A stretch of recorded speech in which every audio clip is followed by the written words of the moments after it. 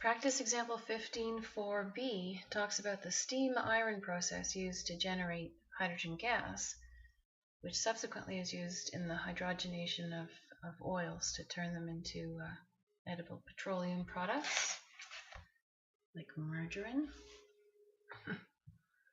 And the reaction is solid iron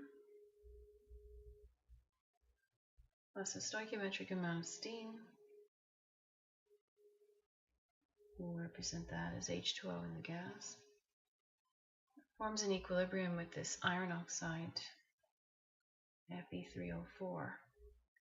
And that's a solid. And it's a clean reaction because we really just get H2 gas coming off. Okay, that's a little bit off the paper there. There we go. H2 gas.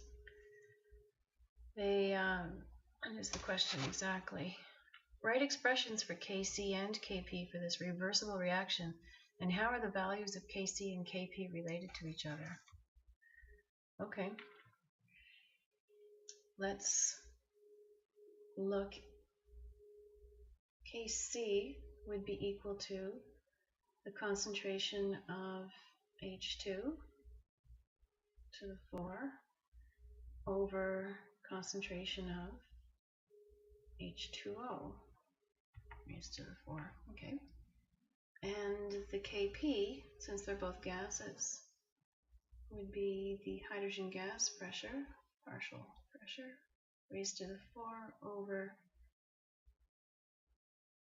that of H2O, also raised to the 4. What's their relationship with each other? Well, that's not really showing their mutual relationship. But if we go back to the formula that relates Kp to Kc, and we derived this in an earlier question in this section, we know that it is equal to, Kp is equal to Kc times RT raised to the power of the change in the number of moles of gas, molecules in the reaction, or moles of gas. And so in this particular one, without inputting any numbers, that's equal to Kc RT. Now what is delta N? I don't add this number 1 because this is a solid, so it's simply 4 minus 4, and again I don't involve this 3 because that's the solid, because it's just the change in the number of moles of gas.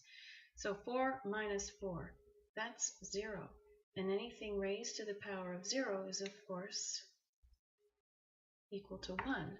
And so for this particular reaction in which steam is passed over solid iron, the equilibrium Kp constant is equal to Kc, and I think that's what they're going for in this question, is to realize that Kp and Kc are equal numerically when the number of moles of gas in a balanced reaction are equal on the product and reactant sides. So it's a good thing to remember for the exam in short answer questions, because if we don't realize that, we might do a lot of work for nothing.